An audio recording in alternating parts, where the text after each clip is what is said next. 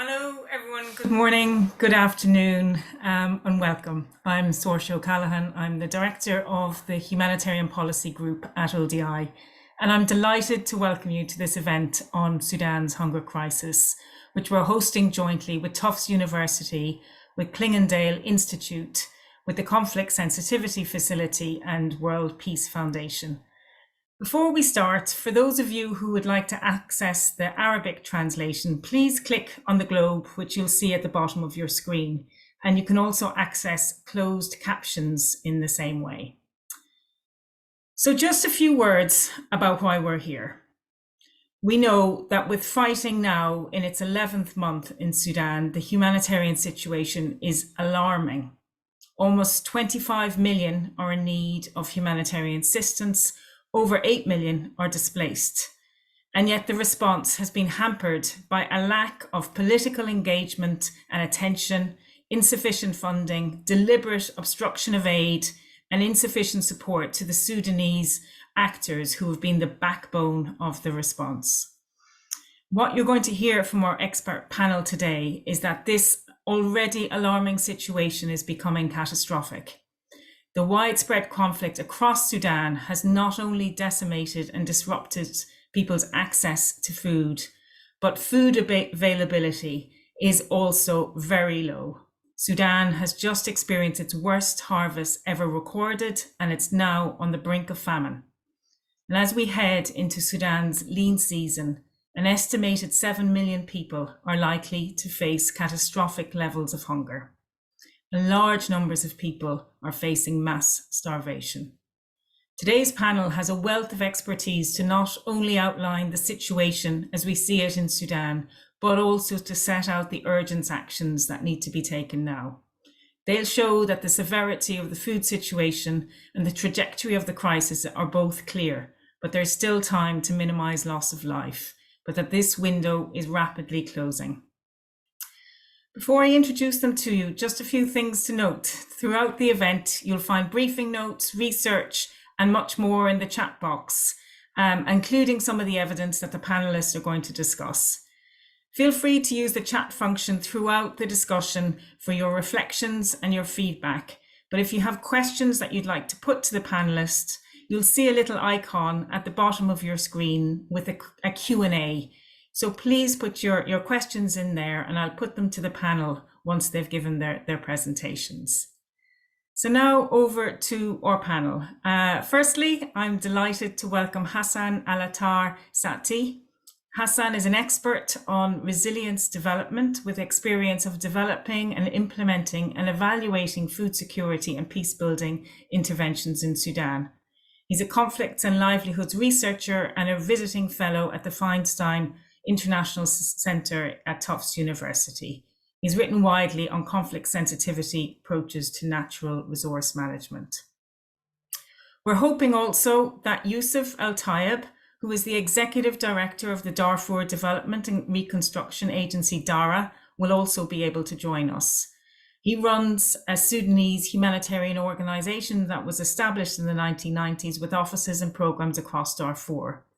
In addition to its strong humanitarian response work, DARA also undertakes food security, livelihoods, and capacity building work with a range of crisis-affected communities across Darfur. I'm also really delighted to welcome Annette Hofman. She's a senior research fellow at the Netherlands Clingendale Institute of International Relations. This is a policy-oriented think tank, and her research focuses on the political economy of conflict. Annette has worked in and on Sudan since 2004. And lastly, to Alex de Waal, who probably needs no introductions. He's a research director at the Fletcher School in Tufts University and the executive director of World Peace Foundation. Since he published his seminal book, Famine That Kills, on the Darfur famine in the late 1980s, he's become one of the foremost experts on Sudan and the Horn of Africa, publishing widely and undertaking a range of senior influential roles. So we're going to start with, first of all, Annette and Alex laying out an overview of the current situation before we hear in more depth from Hassan and Yusuf, hopefully, about what they're seeing from the ground and from their work in Sudan. And then we'll move back to Annette and Alex to hear more about the recommendations. So first, Annette, over to you. You've just published with Klingendel a very significant report that provides in-depth evidence on the severity of the food security situation. I know you have a couple of slides, Annette, so if you want to share them now and talk us through the key evidence. Thank you very much, Sorcha. I'd like to start by expressing my sincere sympathies to my Sudanese co-panelists and all Sudanese joining us today for the unimaginable suffering the senseless war is inflicting upon the people of Sudan. The policy brief that was published last month examines how the war has exacerbated both the availability of food, but also people's coping mechanisms.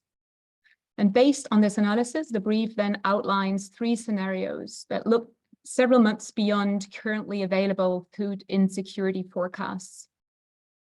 The results are terrifying, and I'm therefore grateful to have the opportunity to discuss them and the implications with this esteemed panel and a broader audience. So in terms of food availability, we've looked into several factors, and I'd like to highlight here the impact the war has on domestic production of sorghum, millet, and wheat, which normally constitutes 2/3 of cereal consumption in Sudan. And that now the harvest data is not yet out, but is expected to be around 30% of the average harvest. Then we have grain imports that usually constitute about 1/3 of grain consumption, which has also been heavily affected. In 2023, they only reached half of the average level of import. And then there's food aid that only constitutes 2% normally of grain consumption. However, it is critical because it usually helps the most hungry households to cope with food insecurity. However, currently only 10% of the population are reached with food aid, and very few among those that need it most. I'd like to look at the coping mechanism, which usually in the past have really helped Sudanese that have experienced hunger crises before to cope with the worst impact of food insecurity. However, this time around, the crisis will hit urban areas, urban dwellers, IDPs in urban areas most, and they have less access to these traditional coping mechanisms, such as migrant labor, firewood, etc. The more modern, recent coping mechanisms we see, remittances and community initiatives that rely on cash transfers to operate, such as the emergency response rooms, are critical coping mechanisms, yet they're also being targeted. And with the latest shutdown, internet shutdown, we've seen that this lifeline is extremely vulnerable as well. So the main conclusion from that analysis is that we see the highest food shortages ever recorded right after the harvest, right now. And we see that the both production side, import and food aid side are not just coincidentally affected by the war, but are actually targeted by both warring factions, because we see deliberate destruction of Sudan's food system and deliberate obstruction of coping mechanisms. I'm trying to move to the next slide.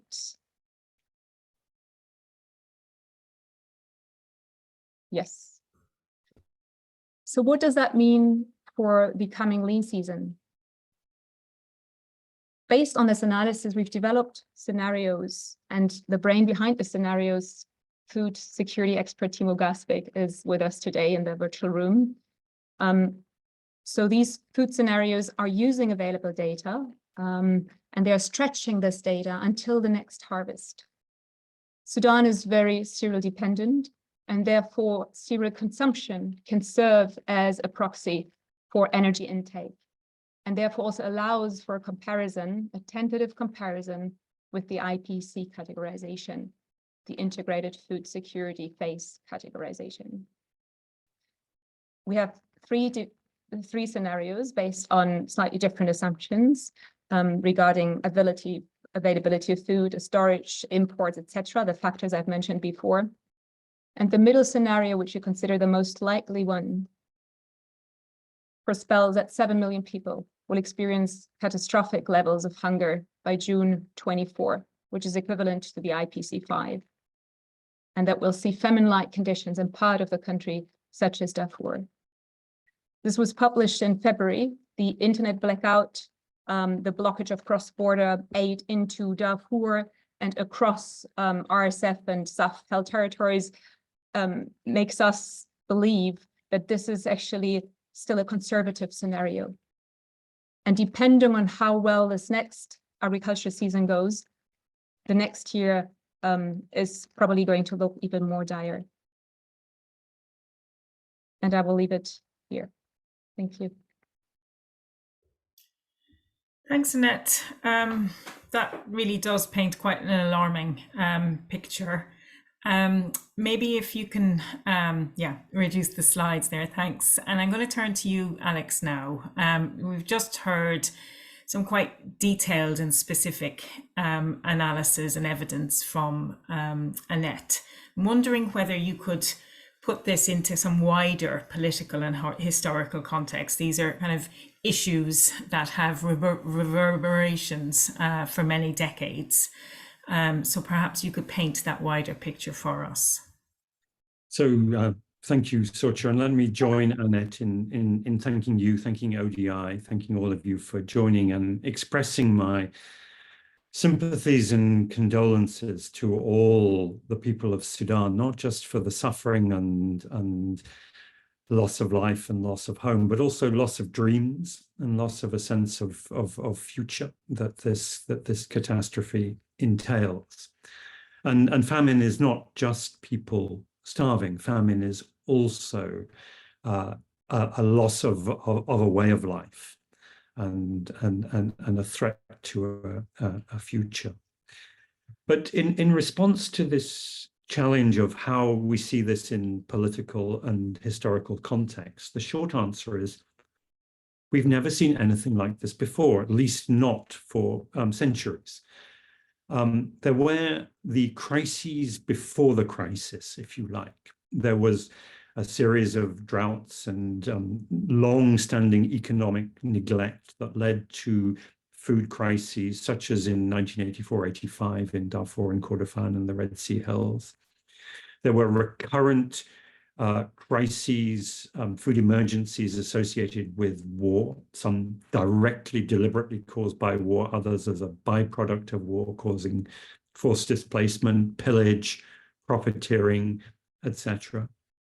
There was the underlying extractive nature of Sudan's food production system, with these very large commercial farms and mechanized agriculture that was both ecologically unsustainable, but also socially inequitable, leaving large numbers of people deprived of smallholder agriculture and reliant on wage labor, either on those new farms or in urban and semi-urban areas, often in the informal economy in very precarious state.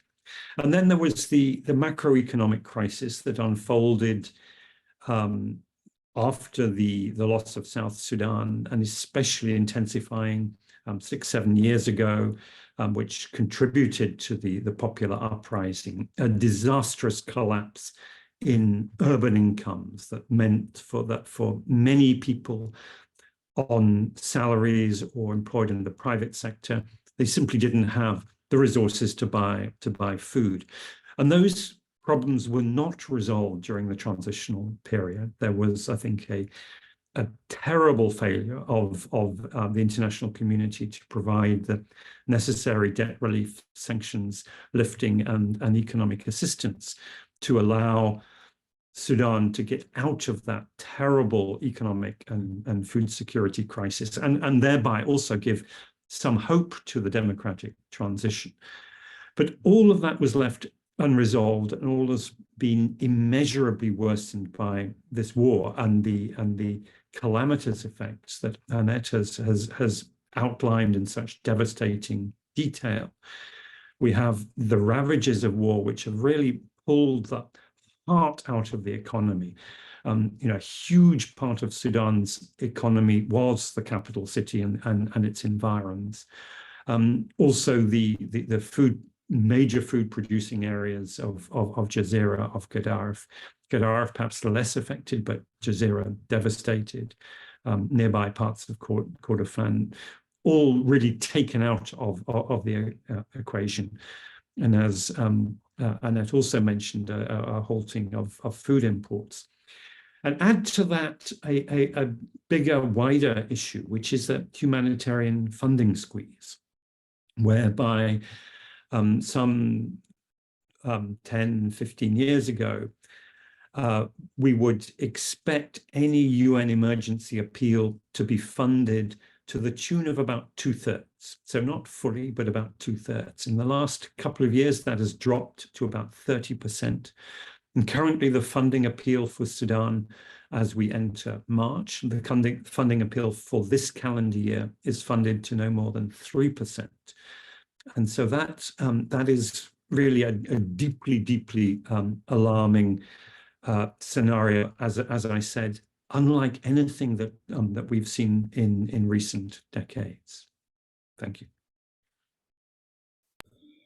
Thanks, Alex. I'm really struck by what you say in terms of we've never seen anything like this before you charted a range of really significant shocks over the course of the past decades that Sudan has weathered. And also what Annette said about the fact that the analysis, which really is alarming, which paints to 7 million people being really significantly affected. Whether, I guess what I would like to ask is whether you see this as a famine or as a trajectory towards a famine if nothing significant changes over the next weeks and months. So the short answer is, which is a rather unsatisfactory answer, is it depends what you mean by famine. So until some 20 years ago, there was no general definition of famine. Famine was what there was a consensus among people to describe something as. And under those circumstances, I think there's no doubt that compared to, let's say, 1984-85, what we're experiencing now is already famine. And if you take the historical bar of a so-called Great Famine, as 100,000 people dying in excess of normal, I think we're probably already heading towards that if we haven't already passed it. If you take the current criterion used by the IPC, the Integrated Food Security Phase Classification System, which is that certain indicators need to be met to be in IPC level 5, which if one of those indicators is met, it's catastrophe. If all three of them, access to food, malnutrition, and excess deaths are met, then it counts as famine. We haven't yet got to the data to indicate that we are in famine. But that data shortage, that data blackout is no cause for any complacency. So I would argue on the historic metrics, definitely we're in famine. On the current international standards, we are headed that way. We may be there. We almost certainly will be there.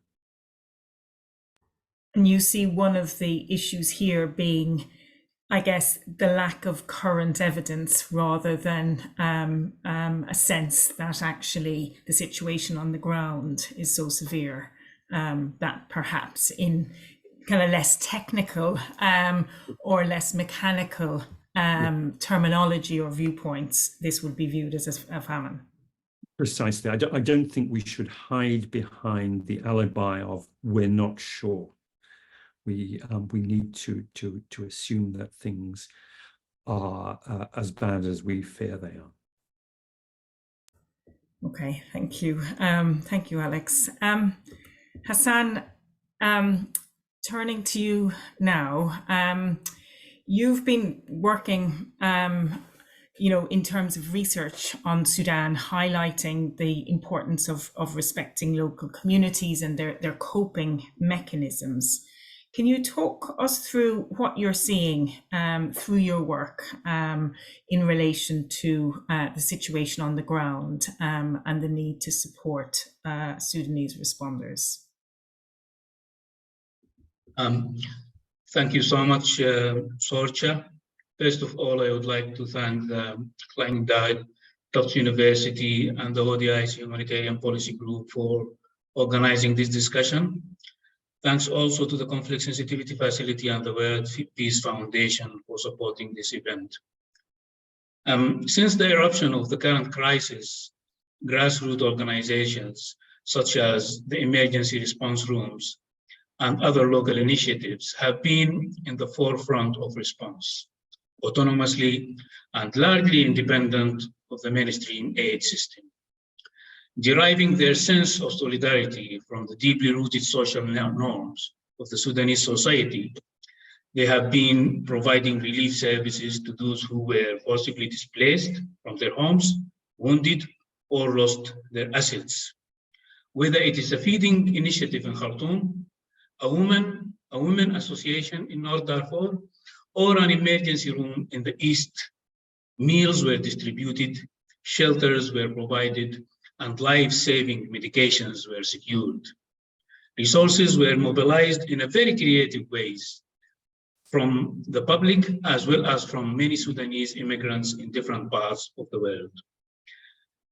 Through the research I did with other colleagues at the Institute of Development Studies, I heard stories about actions such as the Butchers Initiatives, the Greengrocers Initiatives, or the auction of goods.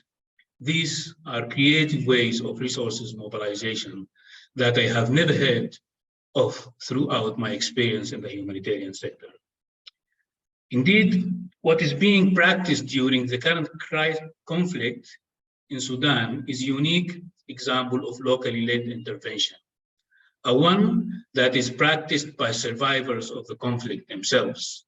It resembles the actions of communities of the Nuba Mountains in previous crises. So these actions are not unique to the current crisis. In fact, informal social safety nets in Sudan have always been working in the background of any humanitarian interventions led by national or international agencies. This is all happening at a time when the humanitarian response plan is 60% underfunded and the government services are barely functioning. It is happening despite the risks of the grave humanitarian rights violations that are currently being committed in Jazeera and were previously committed in West Darfur. Despite their capacity to maneuver and to creatively mobilize resources, this locally led response faces a number of challenges. First, the government of Sudan does not have a coherent approach towards grassroots organizations, with some departments supportive to their actions and others suspicious of their objectives. Second, the resources mobilized by these groups in areas like Darfur are under continuous threat of looting. Third, the telecommunications crisis limits their capacity to mobilize resources as they are often reliant on mobile banking services. Last and most importantly, the more the crisis continues, the more the capacity of grassroots organizations is overwhelmed. Despite these challenges, there have been some positive developments in complementing the activities those grassroots organizations are implementing. Overall, there is an increasing recognition of the role that grassroots organizations can play, although many aid actors still focus on formal bodies such as national civil society organizations. Many international NGOs and development agencies channeled relief items through emergency response rooms. In some parts of Eastern Sudan, Intermittent support was provided by the Zakat Chamber, a government body, to emergency response rooms.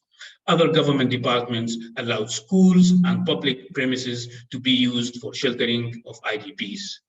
The support of INGOs was specifically important, as it did not only fill funding gap, but it also filled knowledge gaps. In some cases, emergency response rooms and international NGOs carried out joint assessments with volunteers on both sides working collectively. As means to contribute to preventing Sudan's food crisis from escalating, it is very important to support locally led responses, and to do that to the maximum level possible. In complex emergencies like Sudan's, the natural reflex for donors would be to tighten and control their systems. However, the courage of the frontline grassroots organizations offer a great opportunity to do exactly the opposite. Grasping the opportunity to help them will not only augment the response to Sudan's dire humanitarian situation, but it will also reinforce locally rooted models of social assistance. Accountability requirements that cannot be met by grassroots organizations should be eased. If anything is to be tightened or controlled, that will be the interaction between humanitarian aid and the political economy of war. National NGOs, with their long-standing expertise to building relationship with such groups, can play enormous role in building the relationship between international aid actors and grassroots organizations. International aid actors should avoid narratives of poor capacity local NGOs and instead focus on finding the quality partners. For all that to feed into a robust, coherent, and a coordinated intervention, the situation needs to be monitored closely and not remotely. Generalized perceptions about food crisis won't help, and we need to develop localized evidence for different parts of the country. The food security situation of the urban poor who were displaced from Khartoum or Niala is not the same as food security of rural communities that were not directly affected by the conflict. Here, it is important to highlight that over years of humanitarian research, a network of Sudanese and international practitioners and researchers have formed. Such a group has the localized knowledge and relationships needed to enhance our understanding of this rapidly evolving situation. For years, the Darfur Development and Reconstruction Agency, a national NGO, used to publish monthly trade and market bulletin for Darfur states, in collaboration with Tufts University. They used to collect data through grassroots organizations they work with, and this is just one example. Finally, food security interventions should be designed to deliver the greatest good for the largest number. There is a need to move away from the mentality of large relief operations, as well as the technically oriented nutrition interventions, because they are not cost effective, their coverage is very narrow, and they are prone to give less priority to conflict sensitivity. Thank you, Sorsha, and back to you. Thanks, Hassan. Maybe before I turn back to Annette and Alex, it's very clear that friends and colleagues of yours are facing a really terrible situation at the moment, and an alarming prospect over the coming months. And I'm wondering what advice and counsel you're giving to these about, you can see the situation, and what advice are you giving or would you offer to people in terms of the decisions that they need to take now?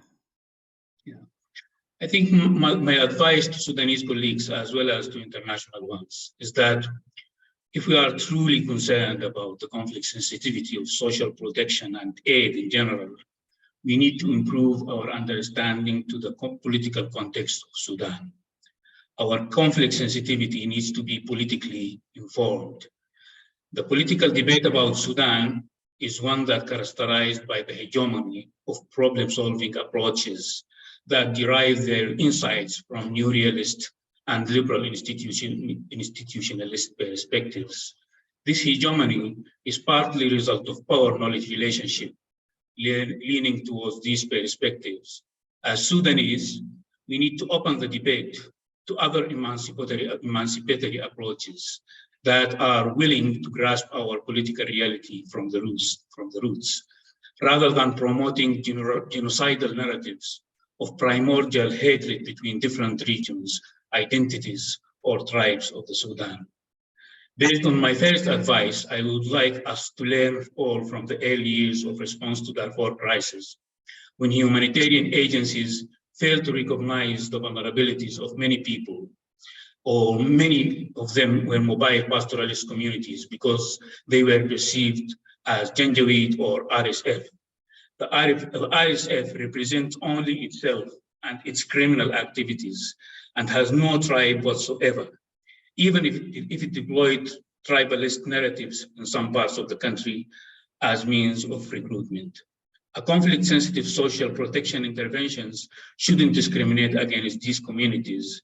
If there is anything that we learn from the Sudanese uprising, is that cooperation and solidarity is important and it is possible in Sudan and have been tested in the uprising. Thank you. Thanks, Hassan. And thanks also for setting out, I guess, in such depth and with such clarity, the role that the emergency response rooms and Sudanese organizations have been playing. And I know Yusuf would certainly have kind of laid that out in more detail and is one of those organizations, leading one of those organizations in Dara that are providing the quality support that you're mentioning. And there might be an opportunity for him to join us at a later stage. But back to you, Annette. As well as the actions for local communities, for the conflict sensitivity, social protection approaches that Hassan has just mentioned, support for Sudanese responders, what else do you think can be done to now minimize the scale and severity of the crisis that you've laid out? Yeah, thank you very much, Sorcha, and thank you, Hassan, for this very insightful briefing of what is happening and what is worth supporting and the many learnings that we have and that we can apply now to counter the crisis. From the analysis underpinning the scenarios, we deduced 4 main recommendations. 2 are more at the policy level, and the 2 others more at the programming level. We think that the severity and the scale of this humanitarian and this hunger crisis really demands the highest level of diplomacy to stop the war that is using, the obstruction of food aid as one of their means. Until now, we haven't seen that highest concerted diplomatic effort. We also believe that it is important that those warring factions that obstruct food aid must be called out and held accountable. Secondly, the data we have gathered, we believe is solid enough to urgently consider a new IPC assessment and to declare the risk of famine. Because what we are seeing is that in the lean season, things will rapidly evolve from what now in many parts is still an affordability crisis to an availability crisis of food. And food is brought in by innovative traders right now from all kinds of directions. But once the purchasing power has died, there won't be much food coming anymore. So the lean season is really what urges us to declare now a risk of famine, for which we believe the evidence is enough in order to be able to act on time and contain the crisis. Now, more at the programming level, the beautiful examples that Hassan has mentioned, I think show that we have, even in the most impossible circumstances, local responders that know best what kind of help is needed, how it can be provided, and even reach those people that are most in need and most hard to reach. It is important to use the means that we have, such as direct mobile transfers, to enable those local producers to make their choices for the best possible help. We've seen that happen at some scale, but I think it really can be scaled up in order to maintain those networks that are still operating. The shutdown, the internet shutdown, has tremendously, threatened those initiatives. And yet, the people I've been in touch with mentioned that even in these very difficult past weeks, mobile transfers have been an essential lifeline that needs to be maintained. Therefore, restoration of internet connection throughout the country, and not, to use internet as another means in that warfare, is of highest priority. The other element I'd like to mention is the market structures that are still operating right now. Because Sudan has always been a very centralized state, there's been alternative market structure, whether it is in the health sector, in the finance sector, or in the agricultural sector. And these market structures in many parts of the country are still functioning, and they involve a diverse range of actors. And there is this fear among donors to engage with the wrong actors, for all the good reasons. However, I think that after 30 years of dealing with the al-Bashir regime and the Humanitarian Aid Commission, we have a lot of lessons learned in terms of, how aid can do harm, but how also conflict-sensitive approaches, as Hassan was referring to, can avoid that from happening. And I think in particular in the case of Sudan, the past years have brought to the surface a lot of knowledge about different market actors and how, what incentives drive them, and how we can distinguish those that really want to add value to the market rather than seek rents, collecting rents. It is essential to combine the knowledge that is out there with the inside knowledge of local responders who know the actors really well and who should be involved in the vetting process to understand who to engage with among the private sector. Right now, the private sector is able to bring in agricultural inputs. There is seeds, fertilizers available, and the coming agriculture season is critical and should not fail. And therefore, knowing, as research has shown, that farmers simply lack financial means to access those agricultural inputs is unbearable. I think they should be enabled, farmers themselves, to access those inputs, and the wholesaler should, provide de-risking facilities to get them to those that need them. Lastly, scaling up food aid massively is critical, but it should be combined also with water, sanitation, and health facilities. And of course, it is critical to continue negotiating better access and inflows of those services from different entry points, and referring back to the point of conflict sensitivity that Hassan mentioned. But overall, I think the engagement is never risk-free, whether we engage with civil society actors or private market actors. But the risk of not engaging carries much higher risk and costs. And with the local knowledge that Hassan referred to and the variety of actors, I think we're able to manage the risk during the engagement, and therefore, collectively contain the scale of the crisis that we're seeing unfolding. Thank you. Thanks, Annette. And I'm already seeing lots of questions and comments coming in through the chat, but there's one already clarifying some of the figures that you laid out, and the fact that the paper that you authored, along with inputs from food security experts with knowledge of Sudan, that 7 million people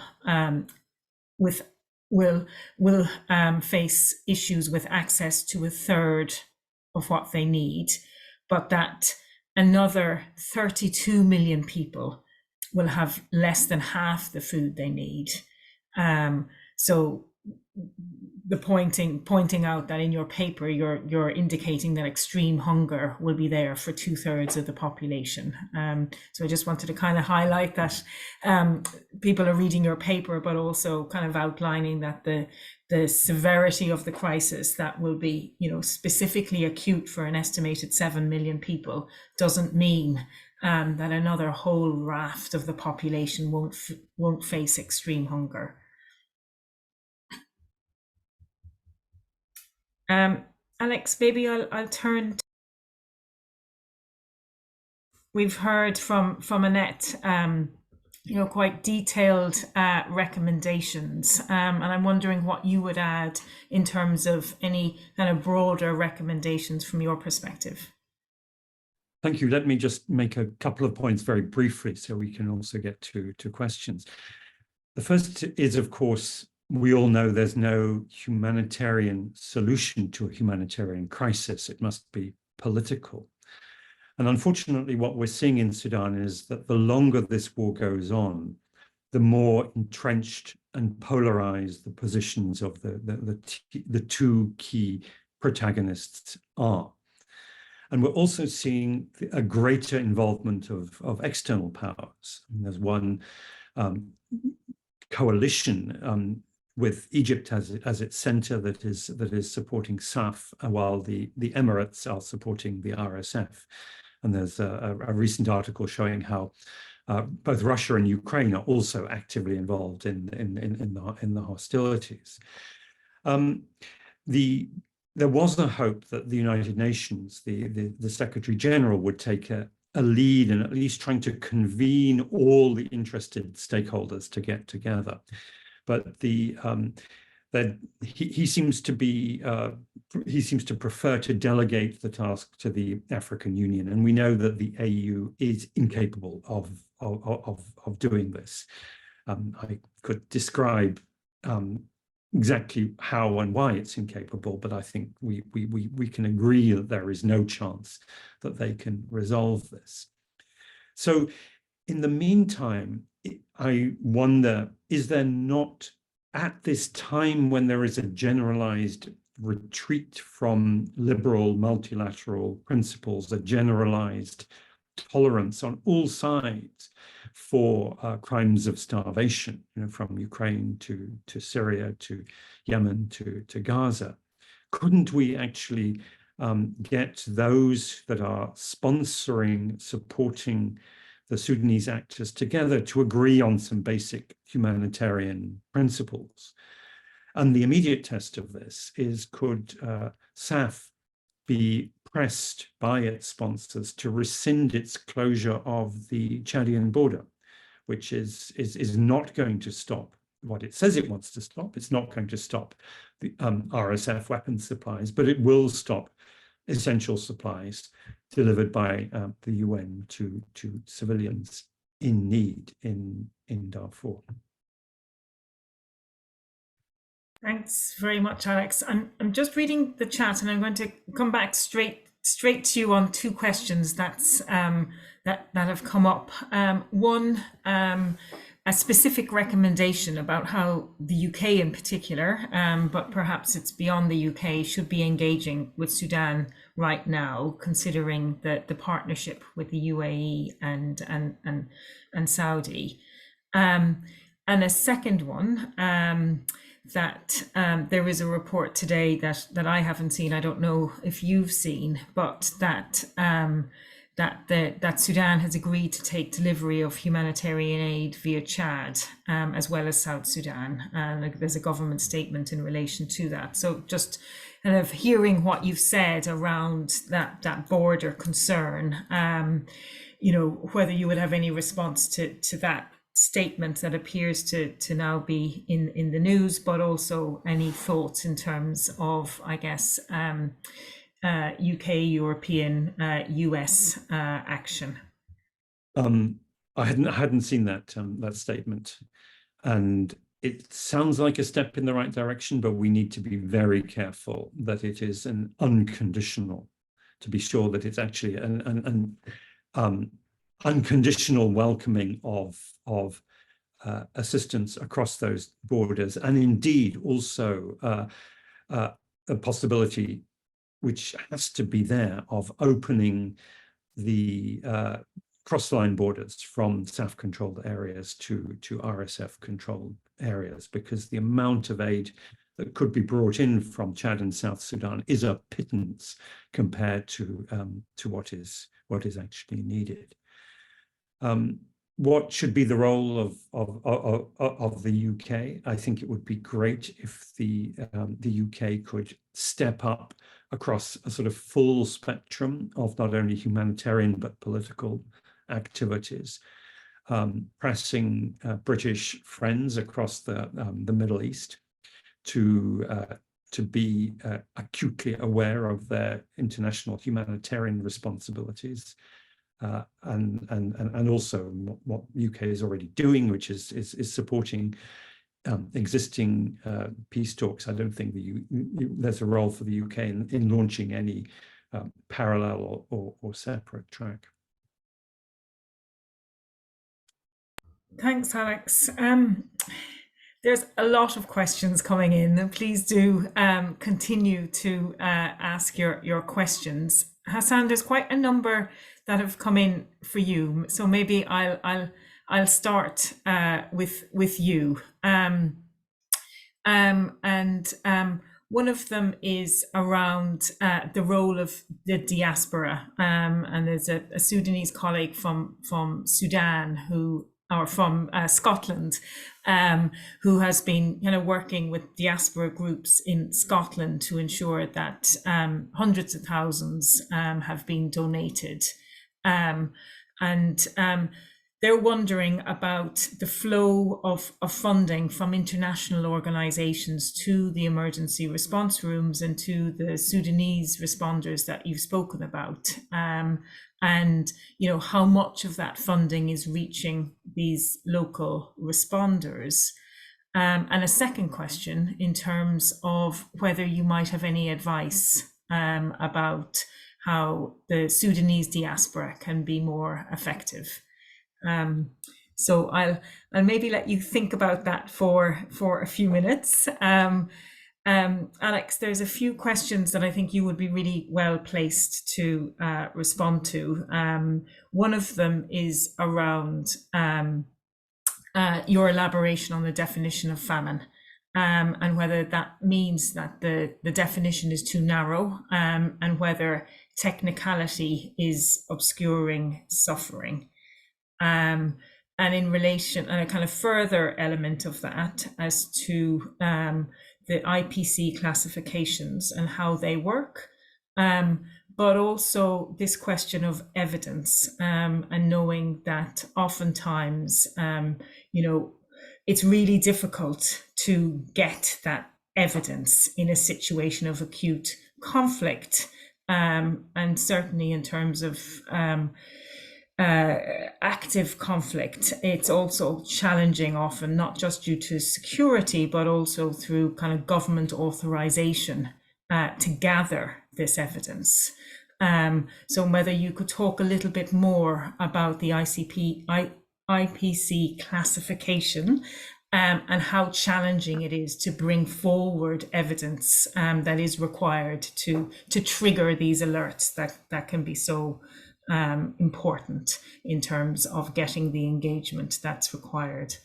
So maybe while I leave that with you, Hassan, back to you in terms of the funding that's reaching local responders and more that diaspora could play. And Annette, I'll be gathering questions for you at the same time. Okay, thank you, Sosha. And thank you for those who asked the question. I think that there are significant developments that we should recognize, but most of them, from what I have seen in Eastern Sudan, is that the cooperation is not usually through flowing cash or funds to those grassroots organizations. Most of the time, they work with international and national NGOs based on a specific plan, identifying specific needs, and they get these needs served to them in terms of food, in terms of health facilities, in terms of whatever is needed. I don't think there's a lot of cash flow into those grassroots organizations, particularly in areas away from conflict zones. But the role of the Sudanese immigrants in different parts of the world has been very important in places like Khartoum and Darfur. And this is why it is very important to support every possible effort to maintain telecommunications running in Sudan, because banking applications have become very important for transferring funds from immigrants to such a kind of grassroots organizations. And many of the food banks that were established in Omdurman in different parts of Khartoum during the last 3 or 4 months were reliant on the support that come from the immigrants, and also sometimes from the traders and the well-off people who live in these areas. So my advice to immigrants is to mobilize funds, but is to try also to coordinate with grassroots organizations and to try to understand what are their needs, what are the activities they implementing, and what is the best way to support them. And on the side of the grassroots organizations, locally led responses, more people were pushing for networking, for example, between emergency rooms in different parts of the country. But that hasn't materialized. And I think the more their efforts are coordinated, the more resources could be mobilized from the Sudanese immigrants to these groups. Thank you, Sosha. Thanks, Hassan. And over to you now, Alex, but maybe before that, there's a couple of questions I'd like to put to you, Annette. First of all, and some of these are a little bit unanswerable, but your thoughts in relation to them would be really appreciated. You set out 3 scenarios in your paper, and the question is, given the recommendations that you put forward, what do you think those mitigating factors could do in relation to the 3 scenarios that you present?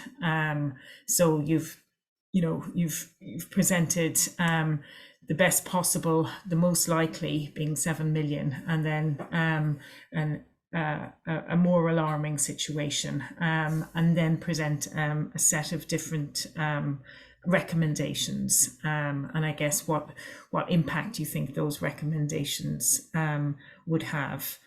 Then there is another question around I guess the international response, and the relative importance of food aid, and you highlighted that this is in fact quite 2 to 3% in terms of its overall impact on the food security situation, but has real impact in terms of the most vulnerable affected. So were the international community to scale that up, what kind of impact would it is it likely to have, and how can we ensure that some of the concerns around the political economy of aid, can those be mitigated? And then lastly, the fact that there are verified reports from Al Jazeera that harvesting equipment, tools, and indeed livelihood resources have been damaged and looted, and as such, even farmers who have planted will have severely reduced food outputs. And what's your reaction to that, and how can that be mitigated and agricultural production supported? So Alex, back to you on this classification of famine and I guess the politics around the classification, and some of the challenges in relation to that. So they're very good questions, and the definition of famine is indeed very narrow. And if we actually go back to the debates and discussions that led to the creation of the IPC scale, there's a couple of very interesting points that are easily overlooked. The first is that when the scales were first developed by Paul Howe, Stephen Devereux, and then Dan Maxwell came in. They were done on two dimensions. One was magnitude, how big is the crisis, how many people are likely to die or have died, and the other is intensity and how bad it is in a particular area. And the focus of the IPC scale is on intensity, so it misses that magnitude element. So we have the situation that, and I'll read for you what the IPC says about level 4, which is not famine, that's emergency, which is households either have large food consumption gaps, which are reflected in very high acute malnutrition and excess mortality, or are able to mitigate those large food consumption gaps, but only by employing emergency livelihood strategies and asset liquidation. And I would add, leading inevitably to worse outcomes. So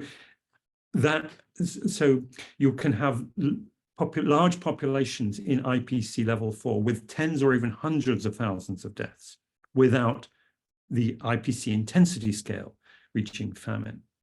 And phase 5, catastrophe or famine, is households have an extreme lack of food and or other basic needs even after all those coping strategies have been employed. Starvation, death, destitution, and extremely critical acute malnutrition levels are evident. And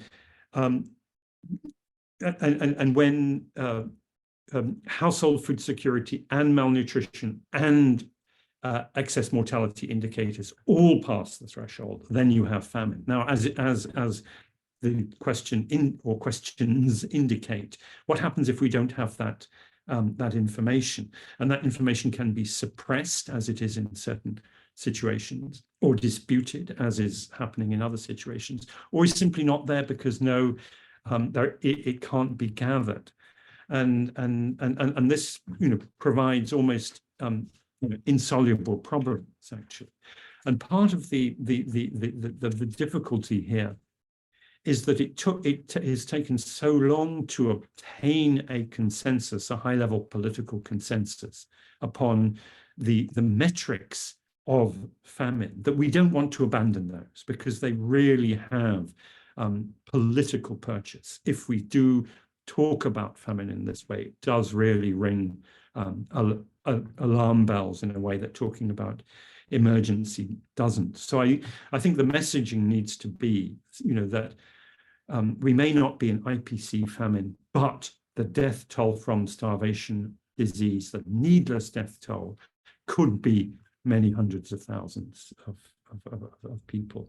Now, I would add one final point, which is that if we're talking about the crimes of starvation, war crimes of starvation, crimes against humanity, of extermination, you don't actually need to kill people in order for those crimes to have been committed. You just need to deprive people in the knowledge that it will be the outcome of mass death. So once the warning has been issued by a very authoritative report, such as the Klingendale report, backed up by others giving other experiences, once that warning is there, and once those belligerent parties and their backers know that if they continue to do business, military and political business, as they are doing now, once they are warned the outcome will be starvation, they are culpable of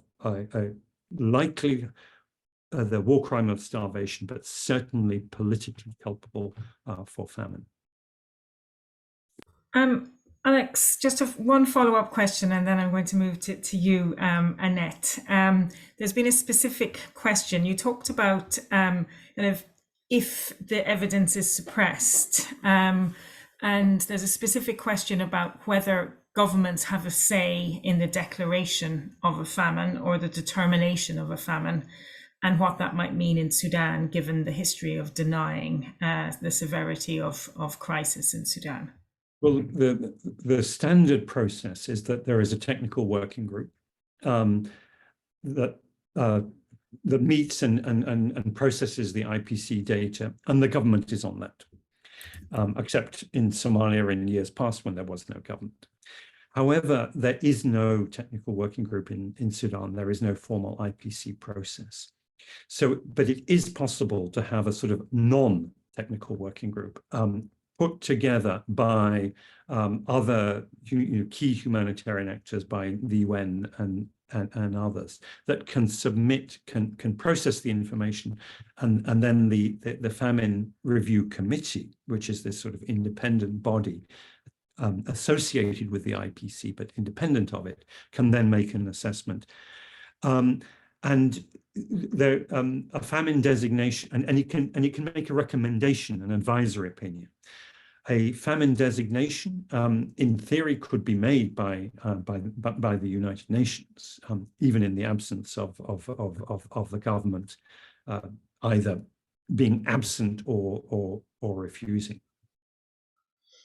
Thanks, Alex. And I hope, given the number of questions that came in on this topic, that that covers off kind of all the elements of it. But maybe just to reinforce, I guess, what Annette has mentioned, and that, Alex, that you have also outlined, that we are facing a catastrophic food security situation that hasn't been seen before in Sudan, and that there are many calling for this to be termed a famine, so that the triggers that result from that can be activated.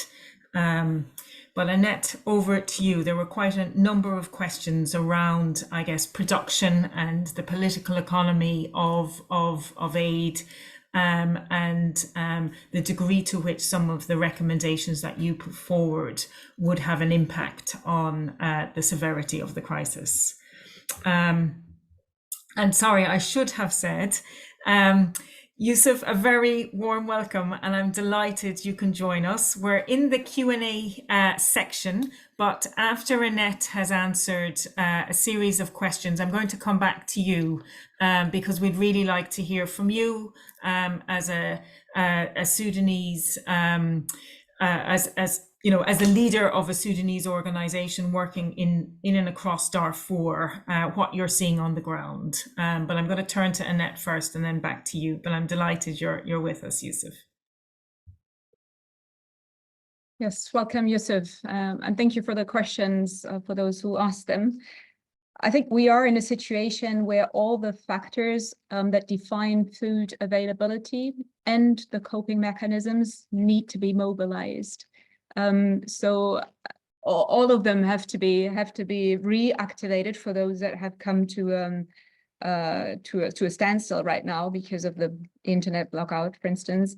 But I think it is also, the analysis helps to see what works best and what is most needed. And I think, again, given the timing and that we're moving to the next agricultural season, and with the knowledge that local food production, you know, has always covered most of the cereal consumption in Sudan, it is absolutely essential to focus on that season and not miss the window of opportunity we have to ensure that everyone who can cultivates, and that will start in mid-May with preparing the land. So I think focus on local production is absolutely essential.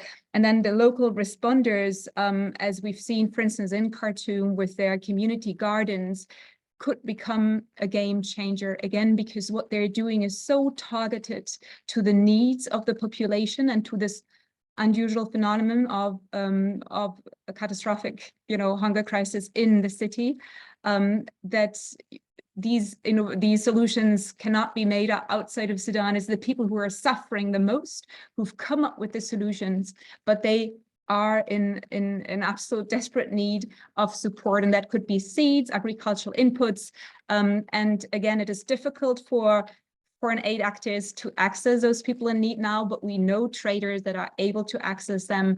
And I think we have some learnings, again, to do this in a conflict-sensitive way, not in a risk-free way, but by choosing the actors carefully, diversifying the range of actors we work with, cutting out the middleman, the many intermediaries in that aid chain are all means to counter the risk. Secondly, the international response, I think, as we've seen with the now, permission that SAF gives for certain cross-border points for aid to enter, it's really critical that this does not become a part of that game that is being played where, you know, giving permission to access aid is just one of the many ways that the war plays out. So I think unconditionality is key, and for the international response to really try and leverage the different tools that we have.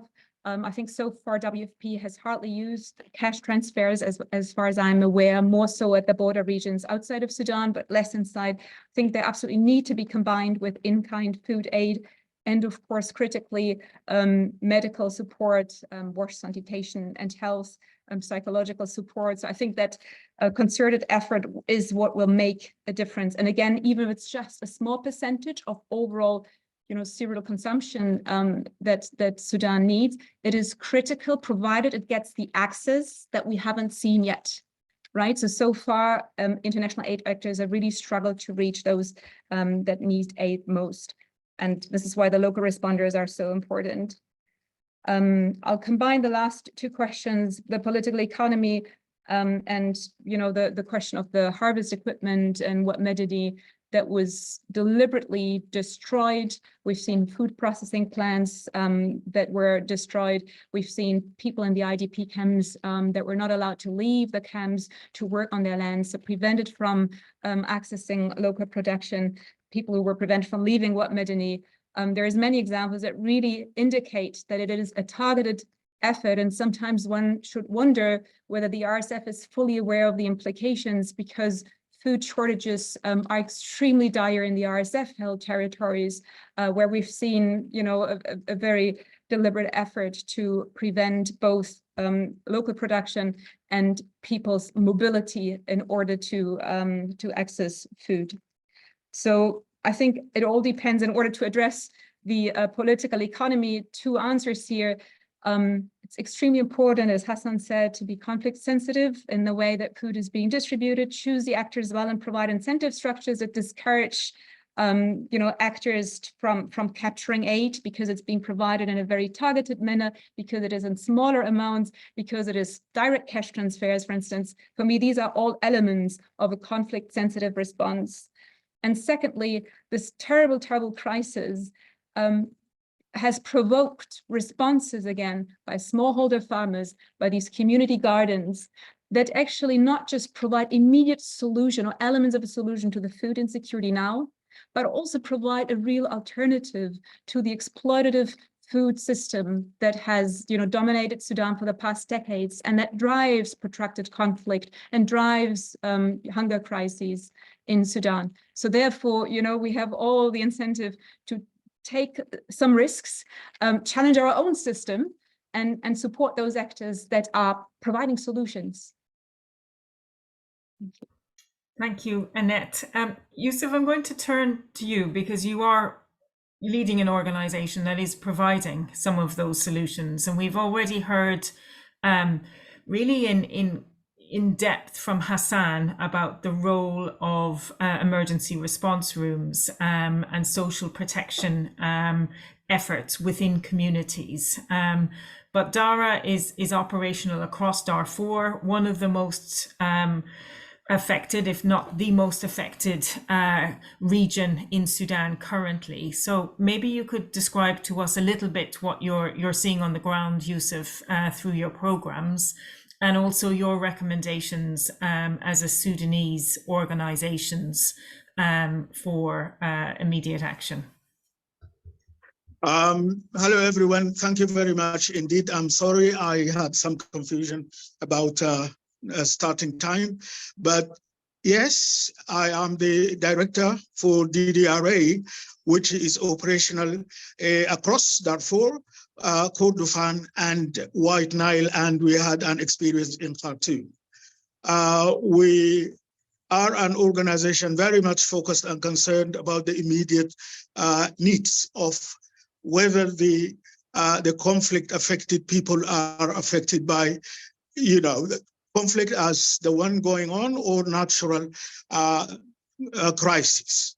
What I have and I'm seeing in Darfur because of the conflict is that we have been, as a humanitarian community, including international organizations and national NGOs, what I'm seeing is that what we have built over the last 40 years is completely destroyed and just made ineffective and dysfunctional to respond to a high-scale emergency and emergency ramifications of the current conflict. I am an affected person myself, and lots of other NGO personnel and heads are also affected. I fled my place 2 to 3 times, but less affected compared to other community, compared to people in Darfur, compared to people in, for example, White Nile, because the brunt of the conflict has actually affected Darfur more than affected other places. People killed, people made displaced, people made destitute, access to support and help denied, access to labor denied, markets and market setups are dysfunctional and affected. And what we see in a nutshell is that a number of a community as big as that of Darfur, probably 7.8 million people, are actually under siege, and deliberately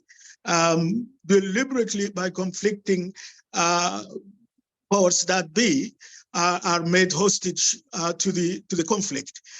I listened to a few points that the catastrophic situation may immediately lead to or end up in a disastrous life-losing situation, and I will definitely say with confidence that this is not far away. I have been in humanitarian field for the last 40 years, and I saw a number of emergency situations in Sudan, but the situation, whether in Darfur or in White Nile or in Kordofan or Sudan as a whole, if it is not immediately, wisely and informedly arrested, it will lead to that end. I think the best way to do that is the international community bring together its act into an informed and emergency and disaster level mounted response to what is happening in Sudan.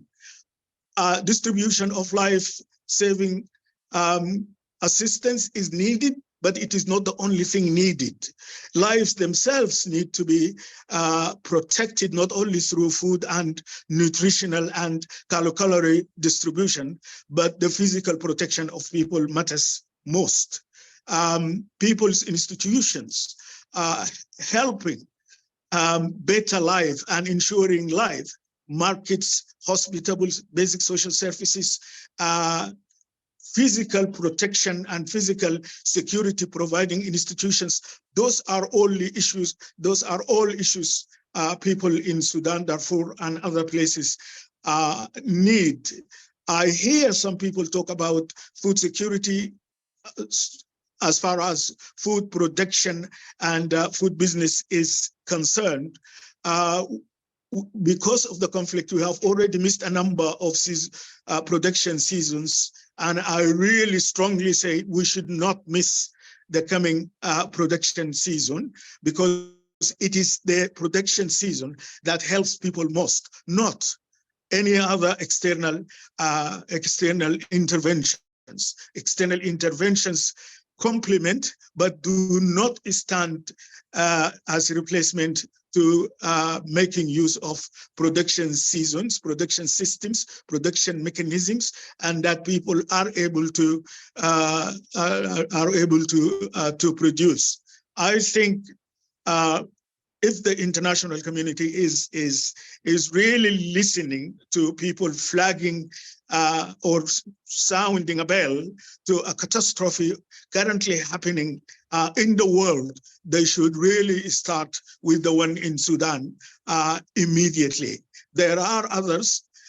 This is no reflection on the other people affected by conflicts elsewhere in the world, but this is the immediate thing we see, and I don't hope that I sound selfish if what I'm saying is going to help the Sudanese people escape their unprecedented level of torture, unprecedented level of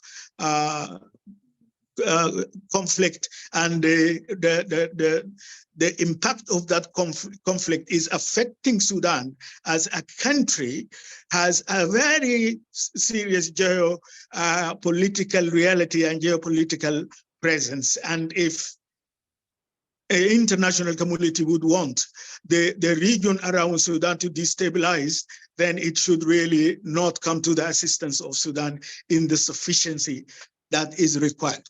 I am just saying these things mostly as statements of what is happening, but also as recommendations, because I know that Alex, Hassan, and Anit have given the background and the backdrop of the situation that I should not go into repeating it again. Thank you. Thank you so much, Yusuf. And I don't think anyone is suggesting that any Sudanese person who's trying to raise the alarm in terms of what's happening in Sudan is in any way selfish. And so we're really delighted that you're able to highlight these issues for us. I'm not entirely sure who's best placed to answer this question, so put up your hand, but I think it's a really good one. It's from a colleague from Joseph, who's working with ZOA in Sudan. They're planning to support the upcoming planting season in up to 7 states across Sudan. And they're wondering what are the specific factors they should consider and how they could best go about this. And then there's a related question, which is around the fact that agricultural production is often not considered as a life-saving intervention.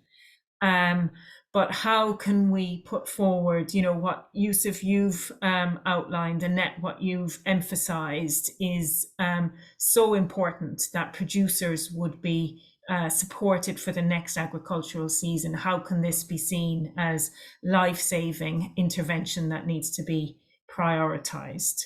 So there's a set of questions there. And then there's another set of questions around the international attention issue. And the fact that previously Sudan was a country that did receive, and sometimes for better or for worse, a huge amount of international attention. And what's gone wrong now, and how can we get more international political attention as well as financial support at a time when Sudan needs it so much. So I'm wondering who would like to take up this kind of practical question from ZOA and the wider issues around supporting agricultural production.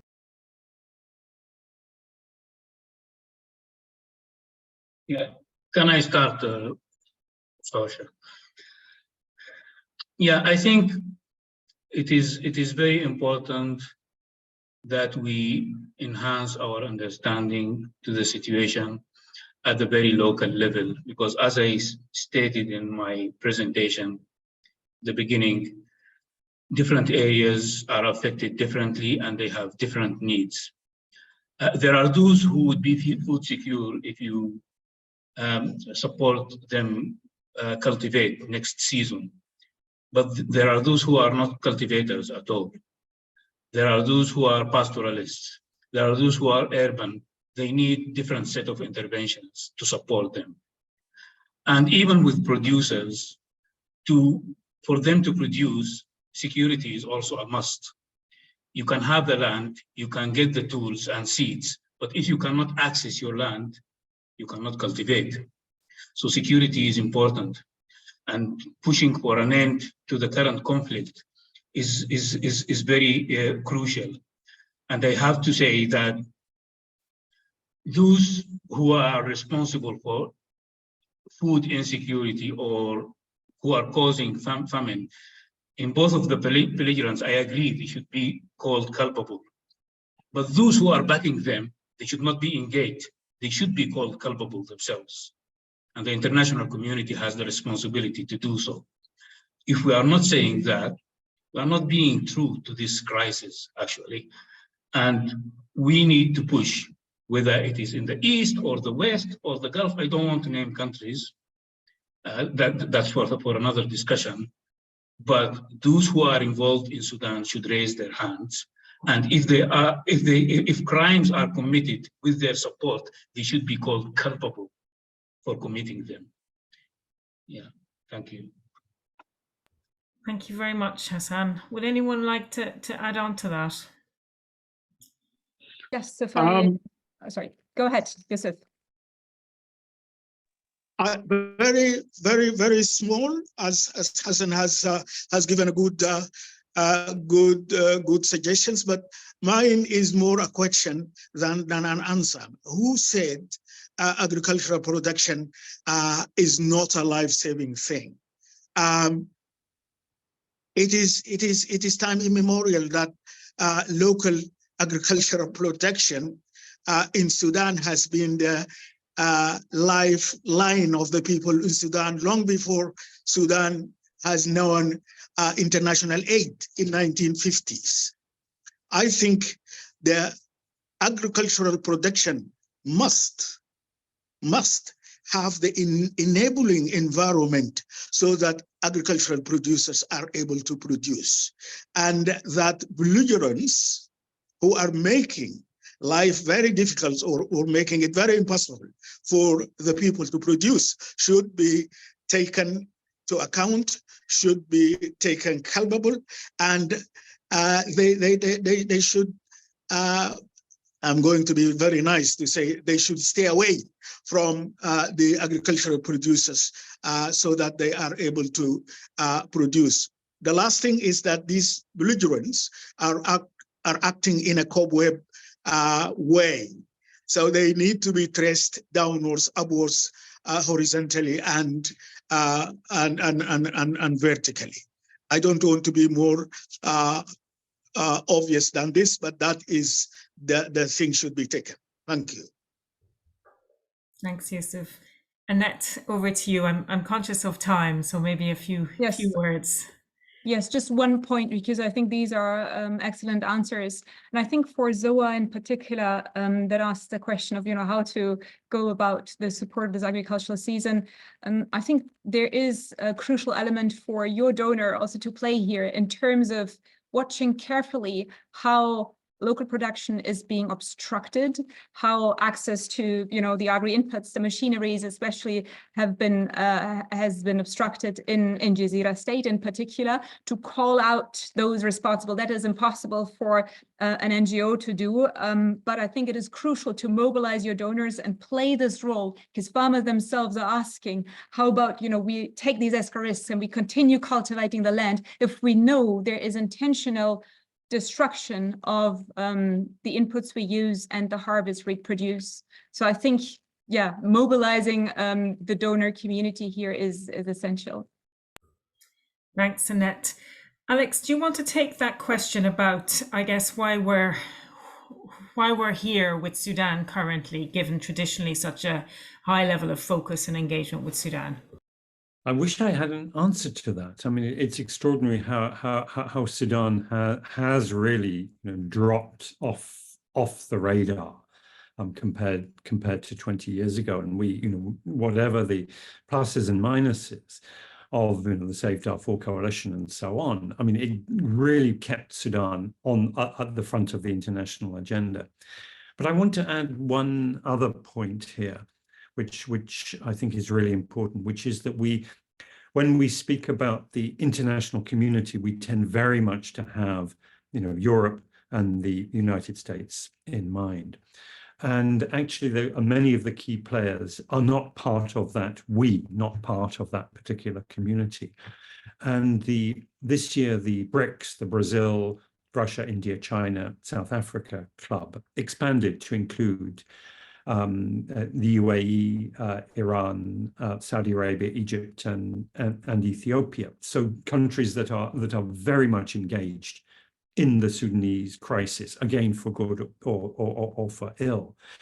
And several of those countries, I mean, Brazil under Lula was a champion of zero hunger. Now Lula is back. South Africa, took Israel to the International Court of Justice, and that case centers upon starvation issues.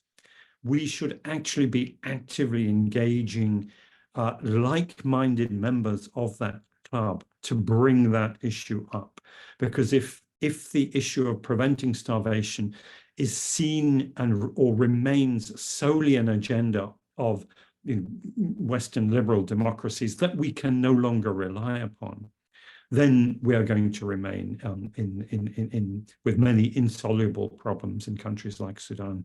We need to broaden the question of who we define as the international community. Thanks, Alex.